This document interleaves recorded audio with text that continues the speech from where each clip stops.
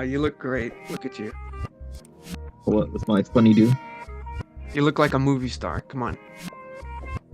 Y- A movie You know how star Chris in his Pine, dress. yeah, how Chris Pine like has those crazy beards and stuff on the street.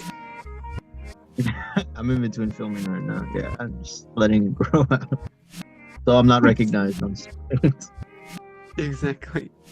What is happening, everybody? My name is Julius. I am here once again with another comic book podcast, and I'm here with another guest who you have heard before, but you have never seen on a podcast. You've seen him in some film stuff, possibly. Um, but Possibly. it's Mr. Andrew. Oh, Mr. Andrew is here. Hello, hello. Welcome, welcome. Myself. Hello, hello, hello. It's been a while. I've missed it. I've missed talking to you guys, especially missed just talking to you, Julius, just inviting me on. I mean, I like Mhm. talking to you. We'll talk about this regardless of where we are, but this just adds a certain layer of what's the word? Commitment, you know? Like I gotta stand by what I say. Content. Yeah. Oh yeah, content. We're content kings, Andrew. This way we don't have to remember what we told each other. That is a valid point. Yes. Well, Andrew is famous for being in a short film called The Podcast, which just came out with a 1 year anniversary edition. Yesterday was Andrew's birthday, which is when it came out, and it was a cool little black and white version of it. I have not watched the film recently because I'm waiting for when we premiere our new films coming out later this month. Wait. Um, You released the anniversary edition, but you haven't watched the anniversary edition. Listen, I'm like Johnny Depp. I don't watch the stuff I'm when like how Johnny Depp said, "Well, it's really not my business anymore." After it goes up. I should carry that tune, but yet here I am. I think the last time I saw the movie was like 3 or 4 weeks ago. Honestly, Andrew's the biggest cheerleader I know for the podcast, which I really appreciate. Because like he's always showing it to someone, and he's always telling me, "Yo, bro, I just showed it to someone," and I'm like, I "Yeah." swear it's because of this. It's because of this brilliant man and his vision. It's not because of my acting chops whatsoever. I swear there will be improvement for whoever watches, who's ever looking forward to the second one. But I The mainly podcast too. am such a fan. Oh, yeah, spoilers! I'm mainly such a fan because of this man right here and what he accomplished. What we accomplished, yeah, but wouldn't have been possible without you, buddy. Well, I though I appreciate that, I do want to say that you're selling yourself quite short because you are very good in the film, I think, and I have proof of that. Um, when I was with Daniel the other night, I was talking to him about something. I'm not going to say what, but we were talking about something really exciting, and he was taught. We were talking about the podcast film, incidentally, and he Mm. was bringing up how you and Brian specifically are very good for it being like your first time doing something like that, which I agree. I think, you guys did a great job. I mean, you guys gave it your A game. I remember those nights, going out guerrilla style. Those were probably some of my favorite nights out with Brian. If we could have taken him out with us to Vegas, I could have only imagined the stuff we would have recorded. Yeah, just like his we'd bury him and then he'd have to dig himself out of the dirt. We would have been out there for hours. It's just, and incidentally, today of the day of our recording is Brian's birthday. Oh, that's right. Happy birthday, Brian, everyone. Let's get a happy birthday, Brian. I don't say it anymore because he treats every day like it's his birthday. To Let's be be fair, you real. say it every day. And I think you've said the word Brian more times than anyone I've ever known in my life. So I think you're good. I think you're good. But I made sure to tell Even him Brian. he's very sweet. He's a very thoughtful man. Love that guy. I forget how young he is too. He's only early 20s. I'm not going to give out all his information. He's only in his early 20s, but I'm just like, geez, I forget that. I forget that. He seems so wise beyond his years You at could times. say it. He's a good At kid. times. He's a good kid. My name's Brian. we gotta do a three-way call with Brian. Let's call him up, Brian. I know. He's out Enough partying. with your birthday dinner. You every day you have this dinner for your birthday. Come on, let's get True. on my. Yeah, I do think it would be cool to do a little a commentary on the film Mm, with you two the at cast, some bro. point. Yeah. Um, maybe for like the 5 year anniversary. Yeah, Who maybe knows? when I got little kids running around, and be like, ah, I gave Yeah, that up a long time ago. it's I did my best work then. You know, actually, part of my favorite thing about like horror movies in general is just the protagonists and other casts' attitudes towards their films later years on. It's a lot of times in the beginning they're not so confident about it, but then over time everyone kind of is like, ah, life's not too so serious, like I like what I did, and most of the franchises that I enjoy, all the casts seem to have like, I'll still do it, I'll do it again. And I think that's why I try to like have that with this movie is, yeah, it was very inspirational. It was like they showed me that you could have fun in like making this come to life. So that's what I wanted to do with your movie. I mean, not Yeah. just have all the fun, but it was a good time. It was a good time, and I don't regret it.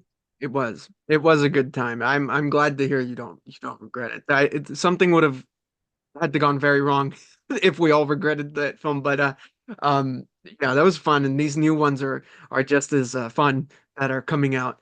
The Shutter Angle Oh yeah. and Golden Hour coming out soon. We're gonna have a premiere for it at some point. More information on that will come out soon. Um, but Mhm. it, But it's it's coming. funny you're talking, but it's coming. It's funny, Andrew, that you're talking about like the horror films and the horror season. This is October. This is the horror month, really. The horror season Our has month, begun. our month, brother. It's our month. Come on, man. This is insane. And we've watched some horror films recently. We watched Oh yeah. Terrifier. We watched the one with Michael J. Fox in it. The Frighteners. The Frighteners, that's right.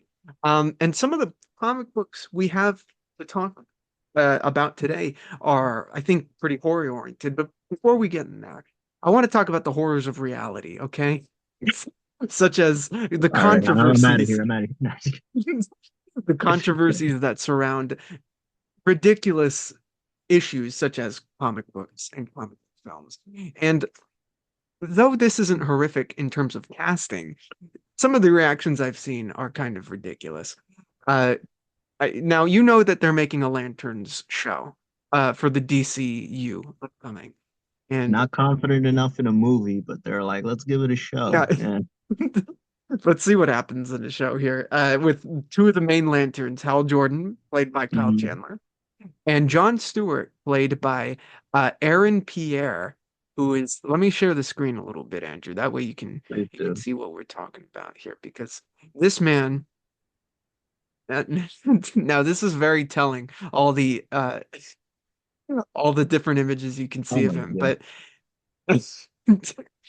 but Aaron Pierre is the new Green Lantern, John Stewart. Why are there no images of him as John Stewart? What the? Oh, he Oh, was the guy there's in one. M. Night Shyamalan's Old. Okay, did you see Old? I did see it up there, but I wasn't sure if that was him. I just saw a picture. Oh, well, what's funny is apparently he was in the show Krypton. As Oh, I don't know as who, but he was in Krypton. I didn't watch Krypton, but now he's stepping up from a doomed planet to protecting a whole sector of space. Kryptonian.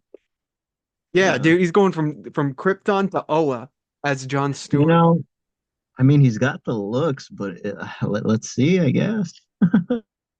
I've heard he's a great actor. I've heard that he's actually very good in a lot of If the. he's I need if to he's the watch. guy who came out in Old, then I didn't mind his performance. It was pretty.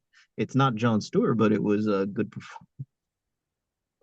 If he Does was he that give you guy, an I idea? don't know. Yeah, I think he was. I saw that on his IMDb. But did his performance in that film kind of give you an idea of the range that he has as a performer? aggressive leader for sure. He plays a rapper who I think he kind of gets the group turned against him, so he's kind of like defending himself, but in the end he ends up being like an innocent person, you know. So he can I from that small role, you know, I can see the potential, Yeah. but Well, mainly off these images, I wonder why they chose it. He's I very mean, handsome man. he's a very yeah, just look imagining him in the suit is not hard, I don't think. Just by looking at him, he looks like he could be pulled straight out of the animated series, Unlimited and everything, you know? Um I Yeah. really dig this casting and I'm just excited for the DCU in general. I've kind of been burnt out from Marvel, even though I really like From Deadpool, Marvel, you're not even now watching Agatha, man. Yeah. oh no, I'm not. I forgot my Disney Plus password, and that's this is kind of left. See, that says it all right there, you know. Yeah, but I think Lanterns, just the whole premise of kind of like a mind or a true detective kind of in space with the Green Lanterns and Mm, everything is a cool idea. And the controversy I was referring to is this issue that people seem to have with the casting, which I think is silly, of him not being quote unquote black enough. Where John Stewart a lot of the time is portrayed, I guess, darker. So when mhm. they saw this guy was cast and everything, there's you know people are upset about it. People are like, man, what's going on? You can't cast someone who's darker toned and everything. It's straight up colorism. I think that's kind of Mm. silly. I think he fits the description pretty well. And if his credits say anything, it's that he's a pretty diverse performer. And what do you think about that? As someone who's seen him and stuff. Well, it's funny because I mean that didn't even like cross my mind. I mean, I guess that you now that you brought it up, maybe the depictions can showcase him being a lot darker skinned, but like I'm pretty sure they were not looking at that, you know, that they took his roles into consideration because he does have that, at least from those few minutes that I saw in that one movie, he did have a very authoritative. And if he was in that Krypton show, there's already that link there. So if you're watching, say, that movie with that knowledge, you know, you can kind of already make the link, you know? That's who's to say I'm not, you know, representative of that issue. So maybe it is a bigger issue in their community, but I that's not where I immediately think or where I immediately jump. So I mean, I didn't see it as an issue, Yeah, at least right? personally. Well, now you have become officially the representative. So I need a more Nah. definitive answer right now. Well, let me see. What's your question? I'll give you a definitive of that. Well, no, He's a no, good no. actor. Well, Give him the job. come on. We need some money. What do you think the green I stands wanted for? to. You know how long we've been deprived of these lanterns?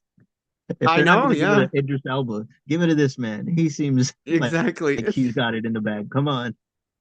Exactly. Well, I mean, we can all agree it should have been Idris Elba a while I mean, that was ago, a you fan know? cast for years, yeah. And it's if they're just going to deprive us every year, let's just get the ball rolling, man. Yeah, I mean, they could have, I know they probably want to go, the reason they're casting him is because they want to have a younger John and an older Hal and everything. But, Mm. and when I saw Suicide Squad where Idris was playing Bloodsport, I was like, okay, there goes that They dream. That ruined it. Ruined it. ruined it, even though I like Bloodsport a lot, I did actually. know he pulled off the character well, but ooh, if there was a Marvel multiverse thing happening with DC, could have been Get him to play him in an animated film. How about that? I'll take that. all right, well, we got Knuckles. I know, yeah, he'll do a voice, dude. He'll play, Knuckles of all things. Idris Elba Hey, is that's the Knuckles. role of a lifetime, Julius, right? If Hollywood bigwig ever comes to you with a hedgehog role, They go to you for silver, bro. You're not saying no, you're saying yes. For Rouge. And you got Brian there, front Yeah, and center. exactly. You want everybody from the podcast to be there. You tell Brian Rouge is making an appearance. The one from X-Men or something. Is it is it a goth party? Because if not, the deal's off. Here's the pitch for Jon Stewart, Idris Elba. Get Knuckles and put a ring right under his knuckle. Okay, there you go. I mean, Red Lantern. Come on, man. Well, I like the idea. I like the casting. Good for the guy, right? He'll be Yeah, good. yeah. No, I'm looking for. I'll probably watch the show. Like, I don't think the casting kills it. Like, people need to. I understand if the image of one character is like miles and miles different than what we're getting, but if it's around the ballpark, if the connection can be there, if it's not a stretch, like people gotta Yeah, stop. People gotta stop like whoa, whoa, whoa, before the thing even like gets momentum, man. Like, come on. yeah, yeah. Because How they, many in my times are opinion, they've people gonna be surprised?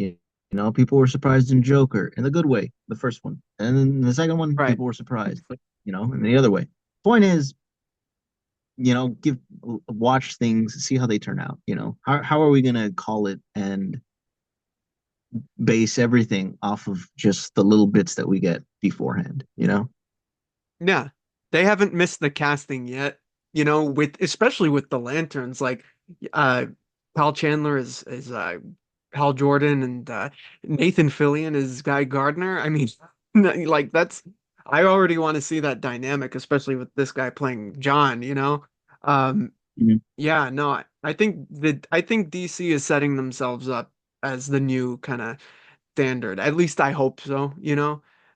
And Crypto's Look, going to be in if they Superman. if they include my boy Kyle in there, then that's an immediate 10 out of 10 for me. You need to play Kyle. Nah, You're I don't know, already an man. artist. They always do him dirty in the one-offs. Hate to see it because I'm like in the main universe, oh, he's the answer to everything, but but in the one-offs, get him quick. Put Kyle in the fridge. No, one of my favorite horror DC comics actually does him dirty so badly, man. I'm just like, why? Because he's Kyle. He's the third. You can't ever be the third. If you're Kyle Rayner or you're Tim Drake or you're Bart Allen, it's like, or I guess technically Maybe Wally like West, but you know what inertia. I mean? Like, yeah, like if you're just the third, you're gonna be forgotten. I'm sorry. Mm, I agree. Yeah.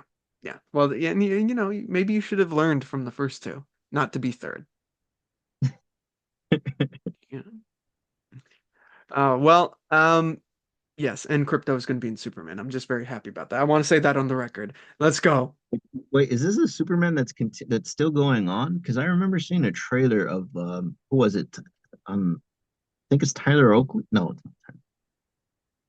Oh, well, that's for Superman and Lois. Right, right. Is that still going on?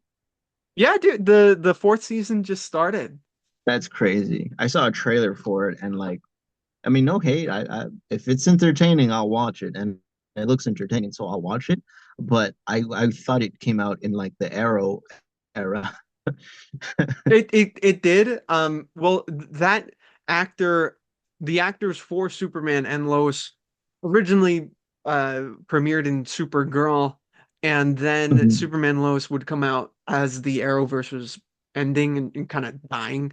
And mhm. then they just went on their own thing. They're like, okay, this show, Superman Lois, it's its own world. It's not connected to, all that. So this fourth season is the last season. And they're adapting Oh, the death and return of Superman in this last season. Um, and nice. I'm hooked on the show. I mean, I Mhm, have to catch up on season four, because it's just starting and I want to be up to date. mhm. But Hey, but the maybe Superman movie is David Corn Sweat.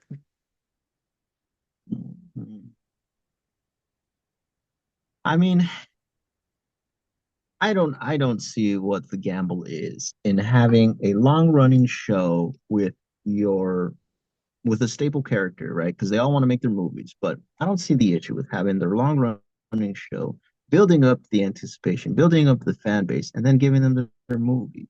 Like that should have been the move with Arrow. That should have been the move with Flash. But they're like, no, we're gonna start an origin. We're gonna do it from scratch, and look where that got them.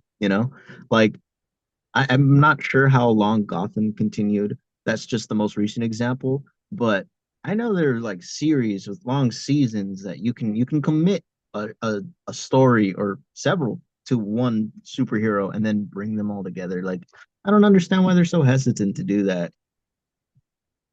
I don't know. I mean, I feel like a lot of these studios have trouble with that. Even Marvel recently was having trouble with the whole, you know, streaming and connecting it to what's going on cinematically, you know? I mean Deadpool kind of fix that method, but DC really they're just making all sorts of shit. Like I was looking on Max and they have a show about like it's like a spy show called Pennyworth, the origin of Batman's butler. You know? Like I just saw all that. this I different saw stuff. that. Oh, did you? What, you watched the show or you just No, no, I saw that at work a long time ago. Oh, sorry about Oh that. wow. And I was just like, they're really making a show about anybody on that, except Batman. Like, are you serious? I remember seeing at my job, I get all the old books and movies. I remember seeing an old movie of Batman, but it was like in a red and black cover, and I'm like, this isn't Batman Beyond. What is this? And it was the Burt Ward and Adam West one. Oh It was yeah. a, but like the cover was so like I don't know. I've never seen it before that I was like all these sorry, It's some that was bootleg. bugging me. And I thought it was a bootleg, but like sorry, I lost my train of thought. You saw Batman you saw a Batman cover that was made in China that you didn't realize wasn't actually Batman. It was Nyat Man. Oh no, that's where I was connecting my thoughts. It was an old movie that I didn't even know existed. That like I feel like people are just like this has been done before, but um they're so focused on something new. For example, the origin of Pennyworth, that they're afraid to go back to just a simple show about Batman because oh everybody's seen Batman. No, let's make the story about his butler. Like no, just make a compelling story about Batman. Honestly, what kills me is just the title of it, like the suffix, the origin of Batman's butler. Like that that's just That's so fair, like yeah. Well, because then that it goes even further to show that like at least Gotham was trying to separate itself from Batman. That's just straight up like this is Batman's side fella.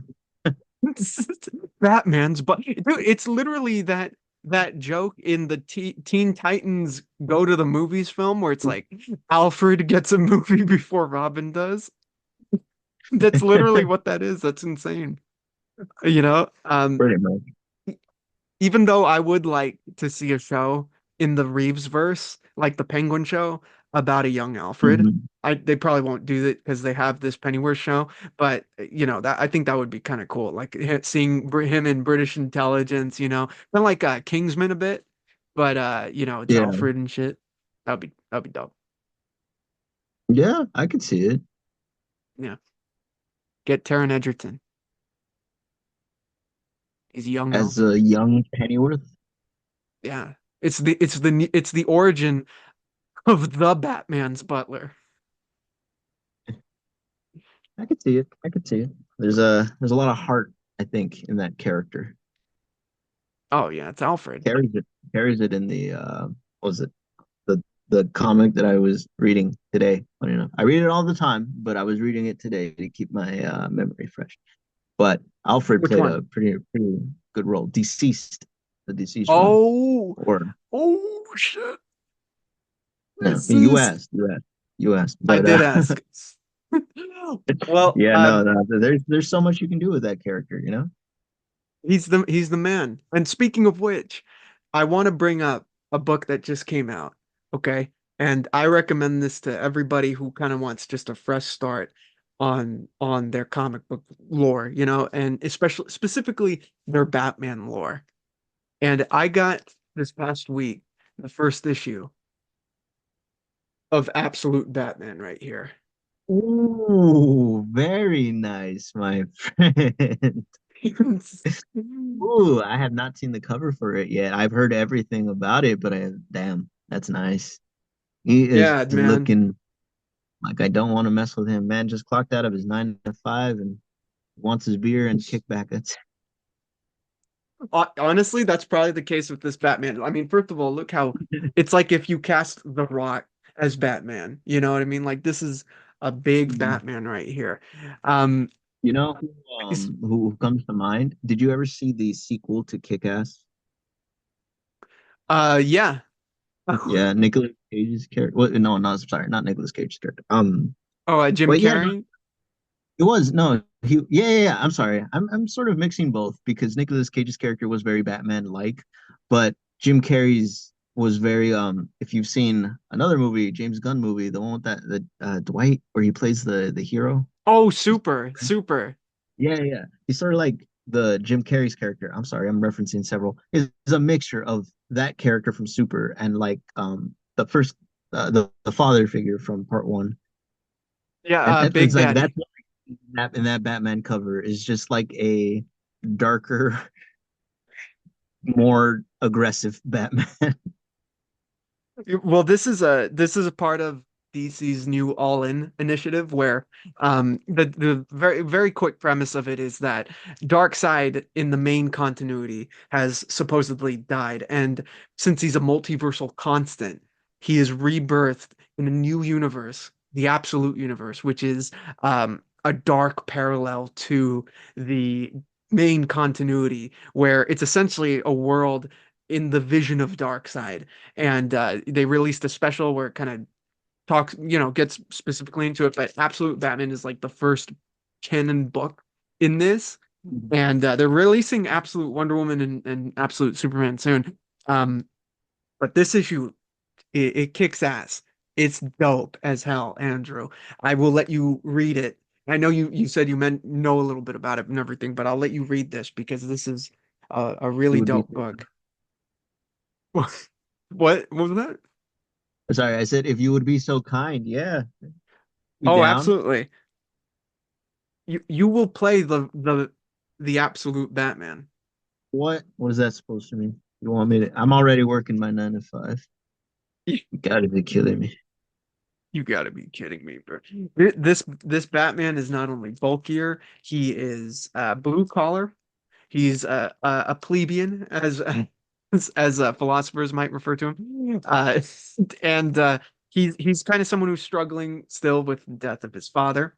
I'm not going to spoil too much of the book and everything because I want you to read it, Andrew. But um, what first of all, what do you think when you see Batman looking like this?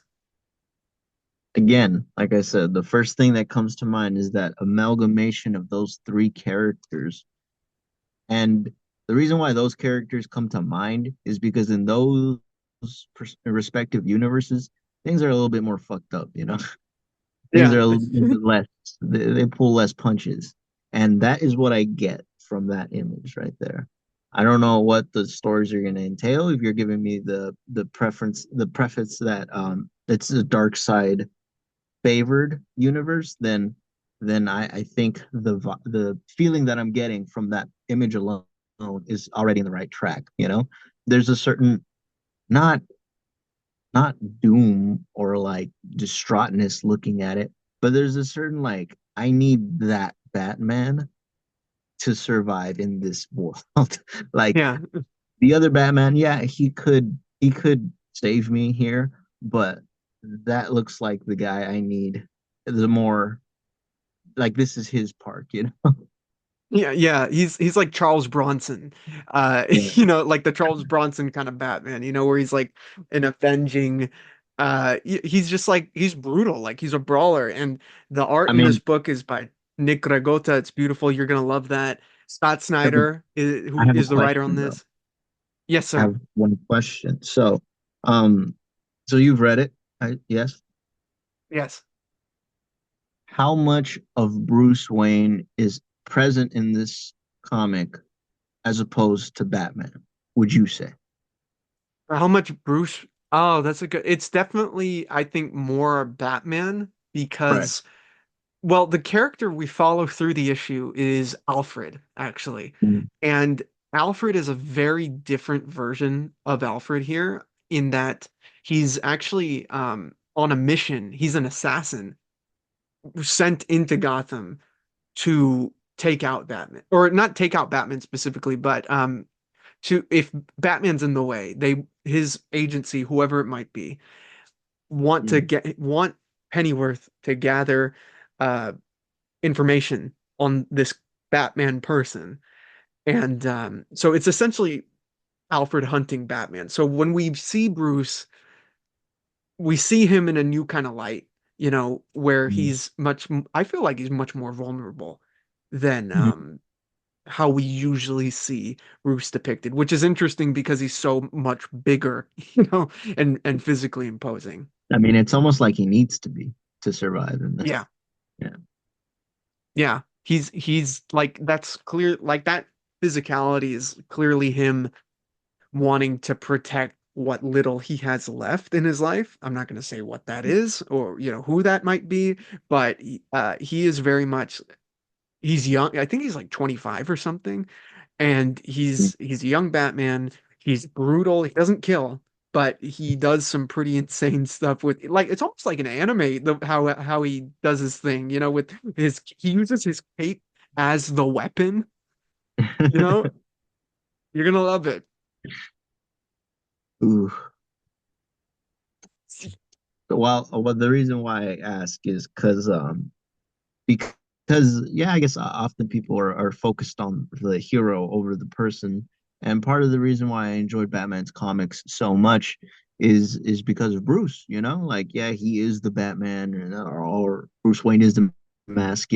But that was my big fascination in college was social psychology, and Batman is one of the biggest examples, especially his rogues gallery, of the lengths psychology and sociopathy will go in people. And so part of me wonders what the different Bruce Wayne will be like in this universe. Because the Batman is just a reaction to the universe. It's always has been in each of his universes. So I wonder if they're gonna dive dive into his character a little more, and if they're gonna where they're gonna stray, because a lot of what made Bruce Batman was his psychology. Yeah. So I Yeah, wonder if they're I just agree. like, well, they're just going to keep that up. If they're gonna point to different reasons, point to different sources for his change, perhaps. That's what I'm curious about. Well, I think in this issue there is an answer to your question. I certainly don't want to say what it is, Mhm.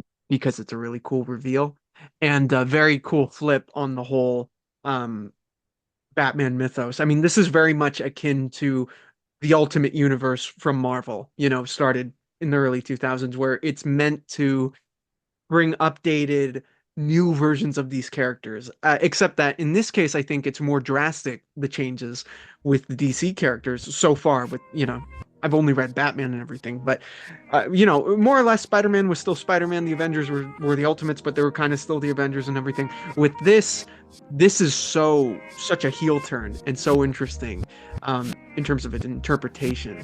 I love it. I love it.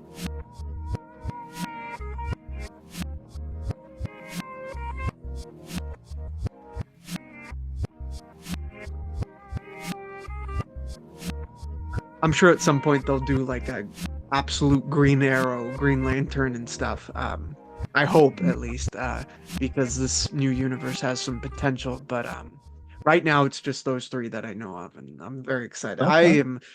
I waited like an hour before the comic store opened to get a copy, an issue of #1 for Absolute Batman. So I'm gonna have to do the same. Dedication, brother.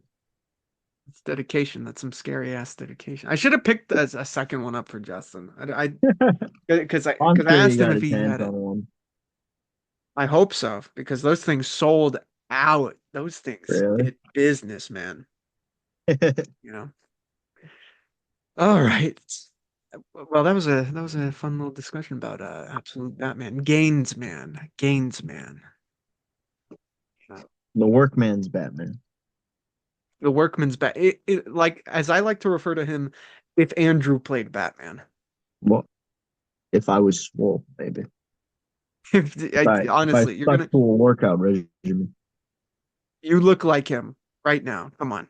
You're using like a not like a trimmed down filter or something. I gotta use a filter to get He that. this Batman is Shaggy with the potion in him, all right?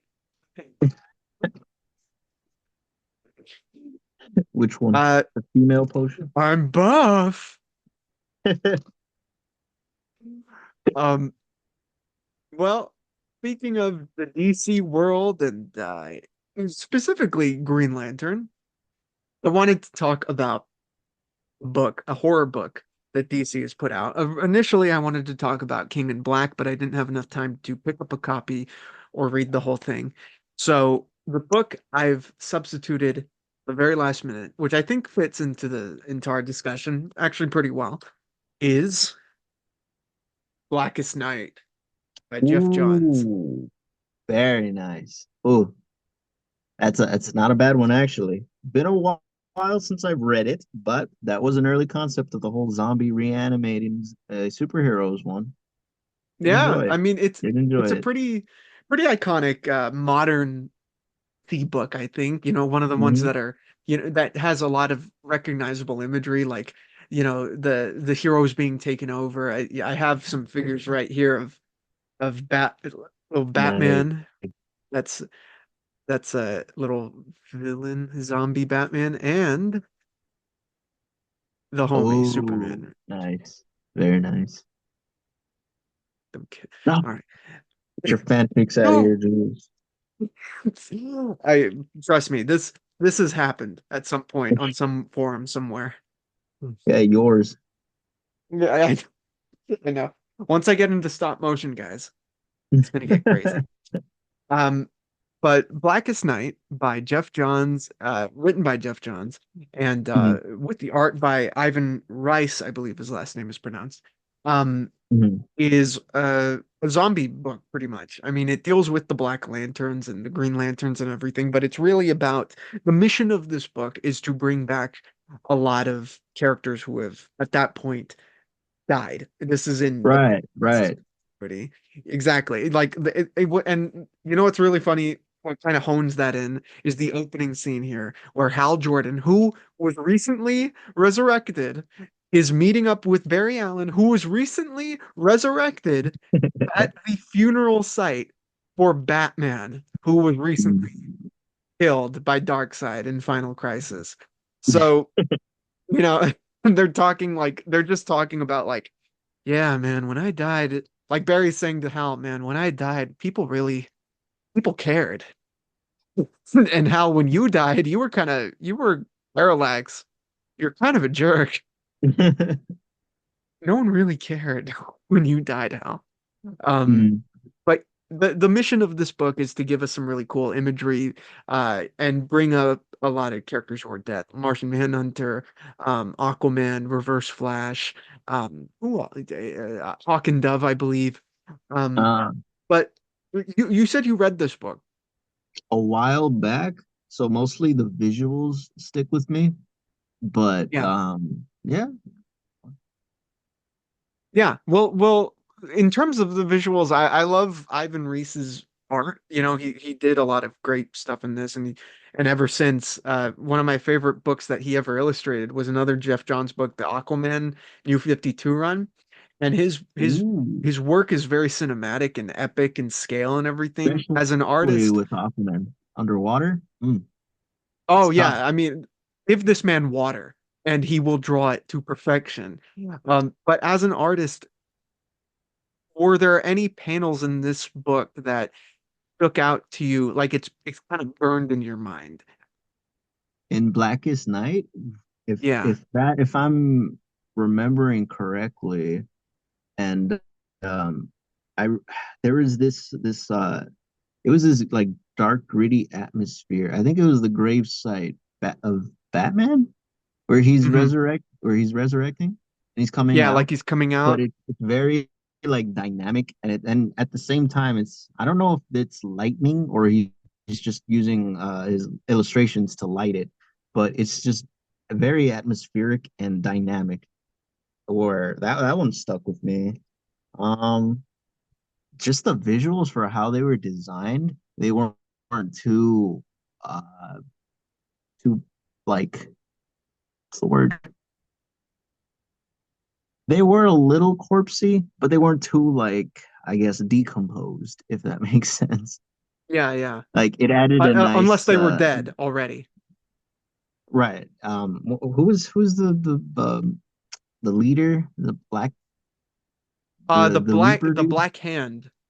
Black Hand. Okay, I wasn't sure. I think that sounded like a gang, and I'm like, I wasn't sure if that was a Yeah. gang. Um, but he was very corpsey, very Grim Reaper. So I was like, I like that. They didn't push it too much. They could have gave him the whole skeletal figure and everything, but it was like this weird hybrid. And they sort of kept that look with each hero. And I remember getting into the Injustice series when I think that came out, and part of the skins that they released were the Blackest Night skins. And I always Yeah. thought that was like really cool because I was like, oh, in comic version, seeing it like move around, it was cool. Yeah. Who knows if we're ever gonna get that animated? Well, I would hope so. I'm surprised that this hasn't been adapted yet as an animated film. They wanted to had the Arrowverse continued on a little bit. They would have adapted Blackest Night. Um, I think Mm, in like a 10th season of The Flash, where we would have gotten a crossover with Stargirl and the Titans and Superman and Lois and Diggle would have finally become a Lantern and everything. Like that's what they were talking about. They were saying like, dude, that was your John Stewart. I know, yeah, dude, Diggle was he was the Lantern, dude, and I was so sad. What not that I with the Arrowverse, I fell off a little bit ago because I was trying to watch all of them and everything, but it was just so much. And Yeah. but Diggle was my It, favorite character, dude. yeah, no, he stayed strong. He stayed strong because I was gonna say, the CW shows they were, I guess, getting handed off after seasons that the directions were kind of like, okay, we're going here, we're going there. Um, Yeah. and with the Flash, I remember what was his character, Iris's father. I remember Oh yeah, at a Joe. certain point. Yeah, Joe. Okay, I like Joe. I remember at a certain point he was being like written a little differently in the later seasons where I was kind of like they never did this to Diggle. Why are they doing this to Joe? Like Diggle, he remained serious. He cracked some jokes, yeah, but like I don't know. I felt like it made everybody a little bit more PG-13 at the end of it. Yeah, They it's lost the funny edge. like I'll say that. They lost the edge. they kind of did. Yes, but well, that's what happens when you become a little more comic-y and a little more cheap. Your budget starts to show a bit, it's like because I remember Diggle being a badass for a while. Diggle was like straight up John Stewart, like, come on, Oliver, you need to start taking this shit seriously, man. And then, Oliver would say, enough, Diggle, enough. Diggle. I don't, that's like, wait, whoa, Oliver, calm down, dude. Don't call him that. You emphasize Diggle a little too, a little, oh, calm down. Uh, but anyway, back to Blackest Night.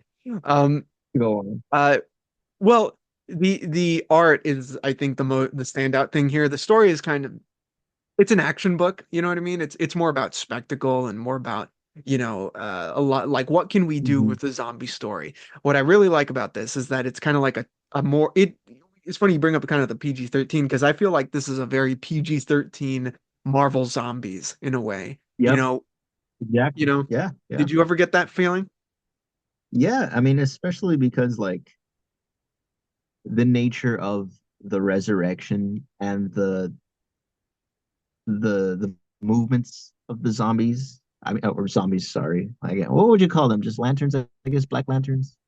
Yeah, 'Cause I I guess. was Well, I mean, some of them are zombies because some of them are like coming back dead. to from the Yeah. dead. Yeah, like they bring back Ralph Dibny's dead wife as like you know to come back and eat some brains and spread the infection. But I I guess Mhm. zombies is the right word, right? But I that's I guess the corrupted, right? Would that be a bit more well, I guess appropriate? well, I was gonna say to get the ring, you have to die, right? So I guess you would I be a corrupt. guess, but they take over like Superman and stuff. That's what's weird about it. Do Or do they? they? Or maybe I that's a don't know. different I yeah, right? I think they do take I think it's just like, hey, we're gonna if we bite you, if we ever get our hands or teeth on you, you're in, you know? Hmm. Okay, so like Yeah. I don't. Did they do that? Did they do the whole bite infecting? Because I don't Yeah. remember that aspect of Blackest Night. But if they did, well, then that seems pretty zombie. That's pretty Yeah. straightforward. These are corrupted superheroes that are spreading, it's another world-ending event, so it's a Tuesday in the DC world. And Right. what a lot of the heroes keep their segments of their personality. They're just darker and more corrupted, and they use that to their Hmm. advantage, and which leads all the different colors of the spectrum. They have to team up and save the universe and everything, which is really cool. Um, Hmm. so yeah, it's a fun little horror quote unquote comic book. Definitely the PG-13 version of the zombies apocalypse scenario of your universe being Marvel zombies or being deceased. I think Blackest Night is a nice segue into those. Yes, and well, that's a good point of bringing up those because the difference between this and those other books you mentioned is that since this is in continuity, it can't like people no one can really get killed or if Hmm. someone does die, they're not going to stay dead. In fact, this is a book to bring back a lot of dead heroes. So, Hmm. it's going to be kind of held back whereas something like Deceased specifically is unfiltered. It doesn't hold anything back. And it gets Oh, gory and everything. So, absolutely. I agree. God damn it. And I guess one last question before we move on to the following story. Um, Mm. since this book is very much about atmosphere and everything, and since you aspire to draw, you have been drawing it for your whole life and everything, and you love horror, you love Thank you. comic books. Is is the is atmosphere the key to making something emotionally effective when you're drawing it? I think so. I mean, funny enough, I'm gonna say lighting. Lighting is key to everything. But then Yeah. again, lighting conveys um what's the word you say? Atmosphere. I think and atmosphere does a heavy job in guiding where you should feel emotionally when you're looking at something. I feel like when you look at something, you get a very reactionary feel like connection with it, and you see what pops out. The atmosphere is what's enveloping it, and you don't notice it because it's enveloping you. You don't notice the subtlety of it. Like your reaction, I would say, are the base emotions, and the atmosphere, the subtlety is what's under that is like why you're feeling those base emotions, not just the immediate reaction, but like say that can you pull up the absolute Batman cover image? Oh yeah, yeah. Here, let me. I threw it away. Like, Just get chuck that out, yeah. out of here. Just to use that as an example. So obviously he's in the forefront, and your attention goes to him, and it's this intimidating factor. But then the subtlety of the atmosphere, the narrowness of it, he's blocking you from exiting. That only adds more to why you're feeling that way. So right away, what you're feeling, but the atmosphere I feel adds to the why you're feeling that way. Something very hard for I think artists to get specifically what they want you to feel. So I think part of the trick of the art is to do half of what you want someone to feel and then leave a little bit for them to fill that in or to meet you halfway, you know? Because for example, I'm pretty sure other people when they see that image, they might not feel as claustrophobic or as intimidated, you know? They might look up and see someone taking them away from that bad place, you know? Yeah, yeah, yeah. That's a great point. The I mean, that's what makes this book so compelling to look at. It's just like how dynamic a lot of the scenes are, and obviously how they frame them. But because there are a lot of images in this book that are kind of Mm-hmm. reminiscent to that cover of Absolute Batman and in like what they're trying to enforce, which is like the power, just the strength of these Mm-hmm. characters, which is something that DC gets, they always do really well. And I think So, Marvel in their books they try to enforce like the personality, whereas DC usually tries to showcase the power, and yeah, we see a lot of that within Blackest Night, which makes it even more fun to read because it's like flipped versions of these characters that are trying to destroy everything versus mhm. protect everything. I have a question for you. Do you think, um, writing wise, Marvel stories are a bit more compelling than DC stories? Hmm. I say That's this only yeah. because when I think of comics, when I think of both Marvel and DC, Marvel's written such complex storylines that end up calling back to each other and intermingling in ways that we wouldn't have thought of. That I've left. There's a reason why I've loved them for years. You know, ever since I was a kid, and I can keep up with two universes. Now keeping up with hundreds of them and the polar opposites of them and the anti-universes of those. You know, like it's clearly just for fun, not to like take it so seriously. Um, but part of part of that also is like the lines that the heroes say, the moments that occur are beautifully written and I think are always pushed by the characters in Marvel and the DC as well. But like when I think of Marvel, I think of the written words, I think of the the the the the things that were confessed to each other, the regrets, Wolverine, the the pure dedication of Spider-Man, the just the way you can't not hear what Tony Stark has to say. Every character is written so well.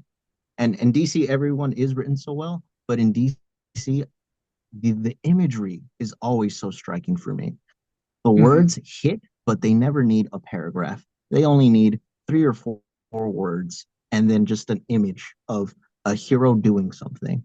And I always thought that was an interesting way of their perspective storytelling. Marvel has such an emphasis in the written word and it's so moving. And DC, I can think of so many iconic imagery, not to say that each one doesn't have their own, but to me, I feel like that's where their strengths lie, you know? Yeah, I think that in terms of if we're just looking at them and we're trying to be as I don't know if objective is the right word, but if we're just looking at them for like face value, I think Mm-hmm. that I think what Marvel has really perfected over the years is getting like the personalities completely Absolutely. right for their Like characters, that is to the point you where in the comics. Hmm. yeah, exactly. Yeah, exactly. To the point where you're like you can like what you just mentioned about like not even having to see like a thought bubble to know what the character's thinking. Whereas with the stories, I think the stories at DC are more, I think they're a lot of the time they're more engaging. I think they're more seminal. I think Yeah, yeah. DC has more books that are defining for comic book, like what comics are than Hmm. Marvel. I mean, they both have everything I'm saying, you know. It's not Right. like they don't like this is exclusive to Right. each one. But I No, think DC is probably more known for their icon status, whereas Marvel is known for their character work. I no, I can totally agree to that, you know, and I'm not discrediting writing or imagery of either. I'm Yeah. saying strictly as an artist, um, the scenes that DC storylines that illustrate, they've always been so like they're easy to remember for me. They're easy, they're like it's in my head, you know. I might not be able to describe them too well. But for example, one of the most beautifulest images I've ever seen was in the DC comic, was uh I don't want to get into spoilers, but it was when a universe was made, and it was in the image of a sigil, and it looked so like I would have never imagined that. You know, it literally took my breath away. And Marvel has very very great art. You know, but something what you said about it being seminal, where I feel like DC, they've always told these grand stories and these grand images that you're at awe. Whereas and in Marvel, they can do that with just two characters in a small scene, you know, in a small Yeah. setting, you know. Same Yeah. effect, different styles, different techniques. You know, you DC, you're looking at everything as a whole. Marvel, they show you everything in just that tiny bit. It's crazy. It's crazy. Yeah, there's a great example of what you're talking about for Marvel where um and this is like one of the thousands of like little stories that have been written from Marvel that are kind of like this, but it's like it's so small and character driven and perfect where it's about it's like a Wolverine book. Or I think it no, I think it's a Mm, Spider-Man annual actually, where Spider-Man like meets up with Wolverine on like in like a bar. It's like freezing outside, it's the middle of the night and everything. And mhm. like they're just hanging out and they're talking and stuff. And Spider-Man's like, what do you want me for? Why am I here? Like, what's the problem? And Wolverine's getting drunk and shit. And then it turns out that it's Wolverine's birthday, and he wanted to Mhm. spend it with Spider-Man because Peter still believes in Wolverine being a good person. You know what I mean? No. Like Uh, that type of just small little, and it's so heartwarming and sad and it hits every emotion, mhm. um, it's amazing, No, amazing. right. And what you just described to me, that is something I would read in a heartbeat. And that is something I wouldn't doubt that Marvel has perfected to a T, not just because of what you just described to me as a storyline, but because I already know those characters because they were written so well already. And that's Hmm. just the example that Marvel has, you know? Like Yeah. if you've already read it, you're already invested. And which is why I to swing it back to my earlier thing about why they don't do shows in DC. Comic fans are already invested in their characters, man. Yeah. You don't gotta leave too much to the imagination, you know. There's some that you can hold back, you know, but not a big secret. Everyone knows. Everyone's got the phone. They can look up the comic. They can become fans of it. Just give it to us. Just give it to us for now. That's all we want. Well, I think they will. I would like to think that at some point in the DCU that James Gunn is doing, they will get to something like Blackest Night. Hopefully Mhm. their interpretation of it, because I do expect to see different colors in the spectrum. You know what I mean? Oh In yeah. in the Lanterns show. Um, so Mhm. I would hope they they really lean into that. God I damn it. hope so. I hope they don't just get too focused on like, oh, the movie universe, you know? Like there's Yeah. so many stories you guys can tell. Yeah, man. Here's hoping, right? Here's hoping. We can do it. We can make this happen. You want to talk about hoping, man. Hoping for that deceased. Who knows when that's going to be on the docket? Well, let's move on from Blackest Night. And I'm curious what you have for us, Andrew, because I we talked about a couple books that we Mhm, could talk about. mhm. So I'm curious which one you landed on, whether it's the one you've been reading or not. Whether it's the one that I've been bringing up so many times. So it was a little hard to choose. I was originally gonna talk about deceased, being as I'm bringing it up so often, right? Yeah. Um, Well, see, it's funny enough. Funny enough, I well, okay, so the my first venture into the my superhero turned zombies thing was not from Blackest Night. I was familiar with the concept, but I can tell, okay, they're using the Black Lanterns um as a zombie virus pretty much, but without Mhm. saying it, you know? So it's sort of dipping their toes, but it's not actually doing it. And then when I was in high school, a buddy of Man, mine I decided to think traumatize me with this Bible, which, by the way, I still got to give him back. If you're seeing this, please pick it up, Jonathan. I love you, man. you Thank you for you giving you it to me. let me borrow it. I That's how let you bad borrow this it. is. Yes, because I'm like, dude, read this. This thing changed my life when I was younger. He's never Um, coming back to get the book. Julius, read I, it. maybe I don't know.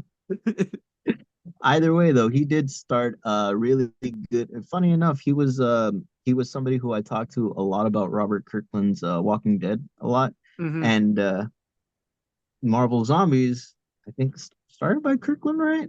Yeah, yeah, He did a lot of it the was early animation.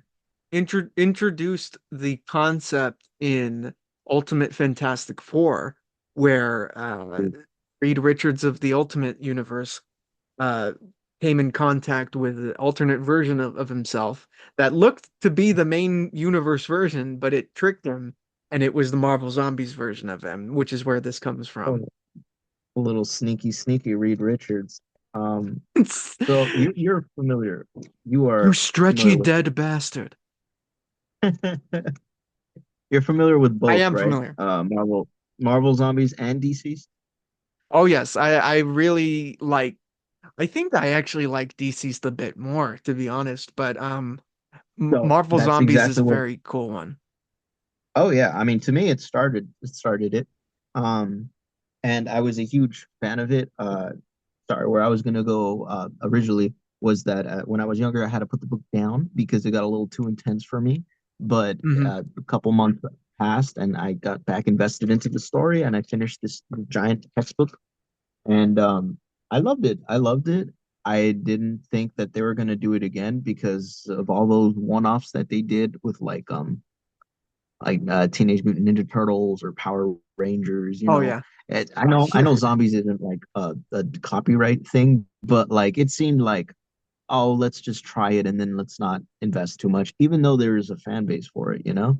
Um, which is why I actually really liked DC's take on the zombie run, not only because I thought they put their own twist on the zombies story, but also because it pushed Marvel to come out with the second Marvel Zombies was Resurrection, Yeah, yeah, something like.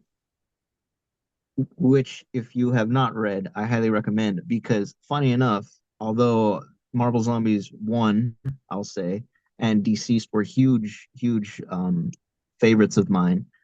There's Marvel's second run of their zombies storyline actually was the one that I wanted to talk about tonight Oh, because okay. of Sick. what they took not only from their original storyline, but from what they learned from this deceased storyline and how they can sort of make a modern twist of the zombies thing. Okay. That and their art style. I'm a sucker for that modern style. And they really up the quality of the drawings. And I think the roster was way bigger, which I feel like Hmm. all of us were like, yeah. Um, Yeah, why so many original characters in between the original and now? no, but it has been. No, I'm just Oh man, kidding. I Dude, already know the we're gonna Marvel see Zombies Miss one, Marvel zombies. She-Hulk zombies. Oh hell yeah, I'm down with that. Let's go. Oh, I'm sure that's out there in the cards, bro. Oh, she a twerking zombie, bro. Come on, let's fucking go. No, but so what call it? So I think one of the things, funny enough, that we were harping about I keep wanting to say animation. I'm sorry. The imagery, Not fuck, yet. That show hasn't come out not yet, yet. Andrew. Not yet. I'm hoping. I'm hoping. The imagery that's used in the second run of Marvel Zombies, I feel like is a lot more similar to Deceased's run, but not their first initial run. I think it was one of their last chapters of their Deceased run when Mhm. the Super Sons were a little bit more grown into their roles. I don't know if they switched artists, but I noticed the different type of style. I wasn't sure if maybe that was to show the different time shift, but I noticed the similarities between that style and Marvel Zombies 2 style. Sorry, I'm a Resurrection. I don't know what which that was Return. an return. That was an initial hook for me, and then opening up with what was it, the Illuminati discussing Hmm. Galactus's drifting carcass. I'm like, okay, Marvel Zombies 1, you got me with the Fantastic Four alternate universe. You got me with Spidey swinging through the city panicking like hell. Like these are great hooks. But the Illuminati discussing Galactus's floating carcass, Yeah. what? Like, Because okay, what do you these are even do all with things I'd that? love to be curious. Yeah, especially yes, and these are the first few pages. Like, what? I liked what I liked that who's to say they got this from Deceased? Maybe they just wanted a different run at it. I liked that they didn't turn them into zombies and then stay with them as zombies. That was a big, I think, um, was a big thing that people liked in the first run was that, oh, these guys aren't just mindless zombies, that they retain some of their intellect, some of their powers even. Um, and in their second run, they still do, but they focus on survivors more so than redeemers, whereas the first story all throughout the continuations, it felt like, okay, we did it, and now we're trying to find a reason for it, either why it happened, where it's going, and where it'll end, or like it just felt like it kept going until it stopped. Whereas this second run, it feels like it's right away, it's kicking off with a purpose. It's setting things up, sort of like how in Deceased's run, you don't get it right away. You don't get all the answers, but as the issues come out, you're piecing them together, and you're like, okay, they sort of had this planned all along. In the second run of this Marvel Zombies, I already got that with the first few pages. It felt a little less chaotic and more organized chaos, if that makes sense. Yeah, it kind of reminds me of a little bit of what's funny, King in Black, the book I wanted to talk about, just to bring up Null. But Uh-huh. in that, when I was reading a little bit of what I could today, um, where it's like the symbiotes invading the whole world, it's like an organized effort where it's very much the zombie dynamic, where it is the creatures coming into the world taking over the villains, kind of like Blackest Night. I mean, it pretty much is Horde Marvel's mentality. Blackest Night. Yeah, exactly. The horde mentality and everything, and so like for it to be kind of like a weapon, rather than just like an occurrence like we see in so many zombie films, um like in 28 Days Later, or like Dawn of the Dead or anything. For it to be something manufactured and like aimed, Hmm. it gives it a whole other kind of insidious vibe to it, obviously. Hmm. Yeah. No, I agree.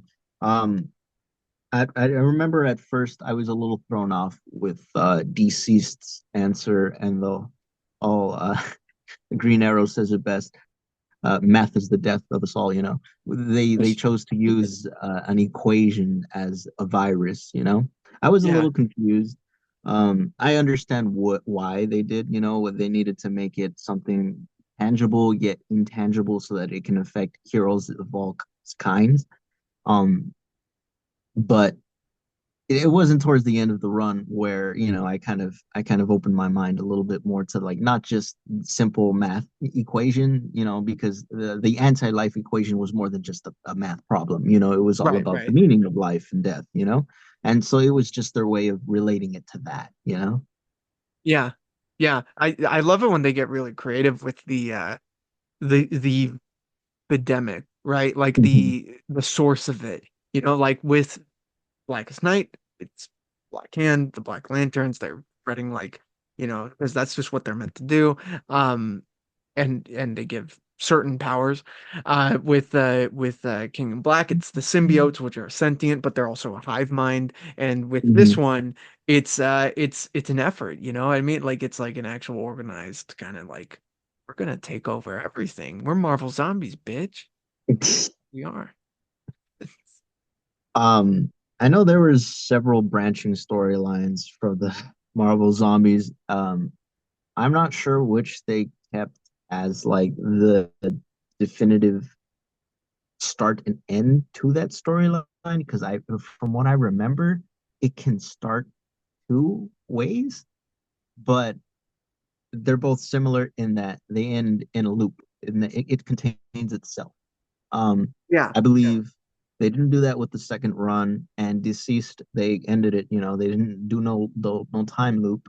I always thought that was a very interesting way of handling it.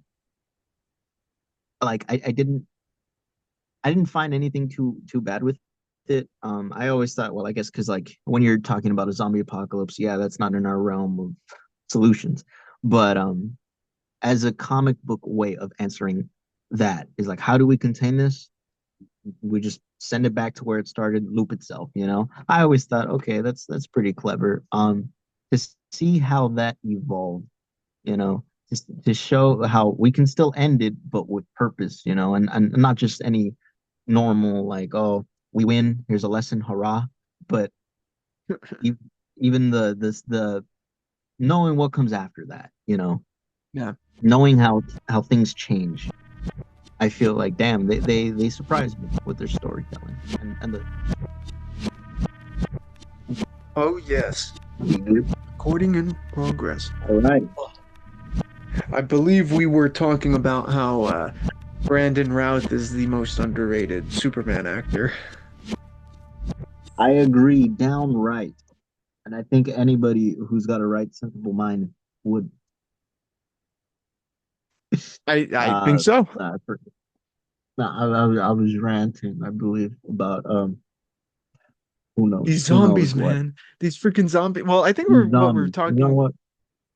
what? I think we were talking a little bit about the kind of how there's a like a loop within the Marvel Zombies canon, like there's never a clear definition of what is canon. Like one of Hmm. my favorite Marvel Zombies books is the Army of Darkness crossover where Ash jumps into the Marvel Zombies universe, but it's not the main universe of Marvel Zombies very clearly because he's Yeah. there. The Necronomicon uh is what started the kind of the apocalypse there. Um, Hmm. so yeah, the canon's always kind of like everywhere, which is why it's clever that they're always like like actively rebooting within the books. Hmm. Sort of cover their bases. Just be like, wait, let's do that again. Yeah. It all started with a white light that no one knew what was going on. After the third or fourth time reading that, I was like, all right, I'm gonna need something new now. Yeah, yeah. The Well, that's what makes DC so engaging is that it's just like it's kind of like The Walking Dead for DC where it it happened, the apocalypse happened, and now they just have to live in it, you know? Yeah, yeah. I mean, one of my favorite parts about Deceased was the Outlaws storyline with the one following Red Hood and Deathstroke, I believe, Slade. Yeah.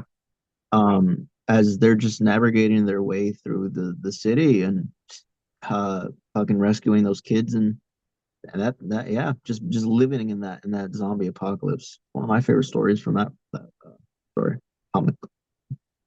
Yeah, I mean there was a great one where it's like uh Blue Beetle and Booster Gold are like, "Wait a minute, why don't we just go back in time and stop it from happening?" And then, things happen to where it's like, "No, this This timeline isn't, it wasn't meant for it to change, you know? This is what it was meant to be. It was meant Messed to up. die, you know? It's Give me my you're Booster an Gold. absolute point. Yeah, I need Give Booster me my Gold. Booster Gold live action show, please. That's gonna rescue the Coming. DC universe. I hope so. You know who's playing Booster Gold supposedly? Cool. The rumor is Kumail Nanjiani. Really? Yeah. I can kind of see that. I can kind of see I it. can see it. He's just not like who everyone was banking on very clearly. Who, who is every who are the people banking on Julius? I think most people wanted Glenn Powell to play Booster Gold. Oh my Um, God. yeah, Everybody wants Glenn Powell these days. everyone wants him. Look at him. He was just in the Family Guy 25th anniversary special, Halloween Spectacular, as the Was Pumpkin he? Oh King. my God. Don't ask me how This I guy's know this, blowing up. How do you know this, Julius? because I watched it. All right. We've had enough. I'm sorry. Yeah, man, but these books are pretty No. spooky. Yeah, no. I recommend the Blackest Night. Recommend both Marvel Zombies runs.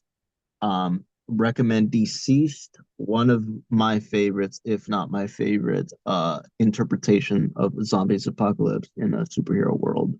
And to step away from zombies but keep it horror, one of my new, actually two of my new favorite storylines that I am also recommending to people is ooh, was it? It's Nightwing's story with the vampires. I'm not sure if you Oh were yeah, familiar. the DC vampires, right? DC, yeah, I don't know if that's just what it's called, vampires, or if they had a label, but that one's a very good horror run where you don't know who's turned like zombies, but this time they're vampires, so that it's like a little bit more cat and mouse, cloak and dagger. And that one was, I love that story. The ending I thought was also very unexpected, but here's hoping for more. Um, and, I think it was Blood Hunt or something. No, I think who knows. Oh, okay, Um, okay. Because I know that Crystal has a vampire book for DC. I mean, are you familiar with it? It's And no, I literally mean, I like haven't read it's it. all of DC. It's basically like a zombies run, but vampires. Like Justice League turns Batman and his crew. He's like he has to figure out which one's turn, which like it's really cool. If you haven't read it, have you No, I not? haven't. I would want to read it. I never, I Oh always my think God. when it comes to like, if we're gonna horrorize a book, let's do zombies. But I very Yeah, no, that's rarely think of everybody's vampires. go-to, but no, that one was so good, especially because if you're not familiar, oh, I think Blood Hunt is Marvel's interpretation of the vampire thing. Forgive me. Um, Oh, okay, with DC Dracula and does everything. have. I'm not too sure because I remember I don't want to give it away too much, but I remember us one of some random superhero being a vampire, and it was like, oh, I didn't expect that. But I'm sorry. That's another avenue of horror that I feel both have done really well. I'll look up what storylines I'm referencing specifically, but there's another avenue if you don't want to go zombies, if it's a little too blood and guts, vampires, really good. Um, and another one, which was recent, what they did it back in the day, but a recent one was DC's Aliens collaboration. I thought Oh yeah, I've yeah, been yeah. reading it. I thought that was a really good horror comic modern story. Especially with the twists that they I mean, I don't think everything's released yet, but with the twists that I've already read, I'm like, wow, I didn't expect that. And it's really fun and exciting if you're a fan of the Alien franchise as well. Wait, are you talking about the Avengers versus Aliens? No. Oh wait, yeah, I'm sorry. Yes, sorry. Did I Yeah, say yeah, yeah, yeah. I'm sorry. Avengers. Yeah, sorry. Yeah, because you tripped me out because they've done those, Superman and Batman versus Alien versus Predator. and Yeah, Terminator. no, those I've loved. Oh, dude, this old comic one I read of Batman and Predator. Oh, that one was Oh really yeah, good. But no, I'm sorry. Yeah, the Avengers and the Alien. The recent one for that one was I've been reading and I was like, damn, yeah, that really one good. is pretty stellar. I really dig that one. Jonathan Hickman's writing it. Asad Ribics doing the art. The second Hickman's issue a is good coming one. out soon. Yeah, yeah, the second issue is coming out in November. So I actually said to Crystal that I was gonna lend her my copy of the first issue because she's all about um, Alien and Alien. everything. Yeah, Uh-huh. yeah. Man, that is a really man. They get the feel of the just that Ridley Scott horror, that In existential the horror. Marvel universe. Yeah, no, really, really Yeah, good. yeah. Oof. Man, you know what? You know what's a real horror? What? The fact that Joker 2 is going to streaming on October 29th. Really? I just found that within the Wow. same month. So I could have saved some money had I just waited. And then, but You know, like I said earlier, everyone was surprised about Joker 1. Everyone's surprised again.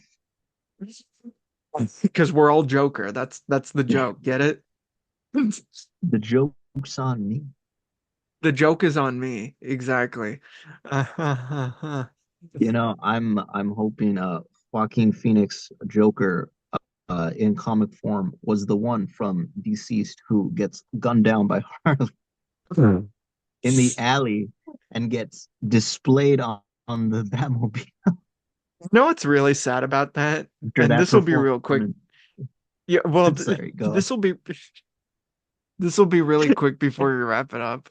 But Mm, I'm not going to spoil anything, but you know, about anything. I'm not going to spoil anything about Joker 2 or Absolute Batman, which is what I'm going to bring up. But they actually do not make a nod to this Joaquin's interpretation of the Joker.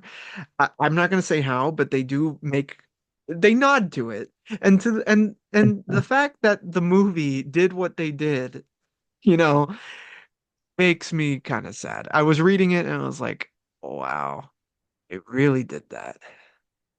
Wow, that kind of hurts. everybody's reaction to this movie, man. I haven't found a single person who's right. I'm sorry. I'm sorry. Uh, yeah, everybody has had a bad opinion about it, and the people who I've heard nothing good about it have been pretty close-minded about things. So I don't know. Well, I mean, Here's to Joker 3. well, there are gonna be people who like it, and Joker 3, yeah. He Um, survived the stabbing. You know what? I'll give him that. This is what Jacob just said. kidding. This is what Jacob said, and I'm like, if they do that, maybe that'll save it. Is that if he survives the stabbing and that's the incident that causes him to go further beyond, and the third movie is just him being absolute mayhem, then I'm like, okay. But then what Jacob said, then that still leaves the second movie to be sort of filler, you know? So I'm like, either way, still a bad move on my part, but Yeah, yeah, who that knows if was. there's I going to be a mean, Joker 3. that's us like in denial. That's like an in denial response to the film of like, nah. They just like he was never the Joker. He was just a Joker. So it's not false advertising because he was a Joker, a guy who went by Joker at some point, you know? Yeah. Stop trying to save it, Julius. It's dead. It's dead in the water. Yeah. Well, you know what? Maybe we should have just stopped while we were ahead. How about You DC? know what? Give me a Marvel Zombies movie led by Hugh Jackman's Wolverine, please. That man There's has an idea. clearly not retired the role. He he is really good at it. God damn it. He's saved the X-Men from so many different catastrophes. Let him save the Marvel Universe. He saved the fucking Marvel Universe with Deadpool. Let him save it again with Marvel Zombies. Here's what I I think want, if okay? Marvel Zombies were to ever focus on one character, Wolverine would be a good bet. That's a brilliant point. Awesome idea. That's a good use of $200 million. But here's what I want. Of I Hugh want Jackman, I want Hugh Jackman right now. Canadian's Um, treasure. I'm sorry, I Canada's want treasure. yeah, exactly. I want a movie called Goblin starring Willem Dafoe, except at the end it's revealed that he wasn't the Green Goblin. It was actually James Franco. And James Franco stabs Willem Dafoe at the end. And then Spider-Man's Mm. not in it at all, because that's the trend. Yeah, fuck. I mean, Sony, watch out. Sony's gonna do that. Sony's gonna make Hey, a Green Goblin movie without Spider-Man in it, and it's gonna have how some how acclaimed actor. how dare you? Okay, because where Joker 2 fails, Craven, baby. Craven. We shooting for the star. It's gonna be a sad day when Venom 3 comes out, and it will be objectively better than Joker 2. Craven's gonna be better than Joker 2. What are you Yeah, talking about, Craven will be dude? better. The Well, real at least he'll question be Craven. the real question is when we're doing our double feature of Morbius and Craven, Julius. I'm waiting for that premiere. You got to get that going. I know. I want to do a. You know what? That would be actually a really cool All discussion right. of Morbius. Morbius, like it's a social experiment of like m forcing people who know nothing about comic books or Spider-Man, especially watching them watch Morbius. Be like, what is this? Is this a comic? What is this? Watch Joker 2 and Morbius side by side. Which one do you which one are you entertained more by? Which one do you like more? Which Well, one can that's you one handle more? triple feature of Madam Web, Joker 2, and Morbius. Stop, Joker. Stop. You stop right now. I almost walked out of Madam Web. Fuck you. Almost, but no dice. Almost. All right. What's his name? Adam Scott. He kept me in. All right. So, but those four scenes, those three I and a half know. scenes he was in. I was hoping he'd come back. Never did. I never thought I'd be so happy to see Queens. Because I think you like Adam Scott is like your spirit animal. I think that's why you cared. In human form. In your exactly. Well, Andrew, we talked about some good comic book stuff. Oh It yeah. was fun. It was Highly good. recommend. I highly recommend as well. I highly recommend seeing Andrew in the podcast. And I highly recommend all of you watching these films coming out, The Shutter Angle and Golden Hour.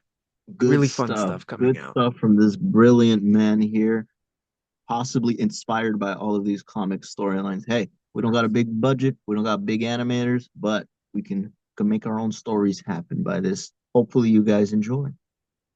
Hey guys, thank you so much for listening. Andrew, thank you for helping me out. And Hey, by thanks the for way, having me. of course, I know I said it yesterday, but happy birthday once again. Ah, thank you, brother. Thank you. Thank you. And Brian, go to bed. Brian, happy birthday, Brian. Happy birthday, Brian. My name's Brian. It's my birthday. All right. Have a good one. Stay safe and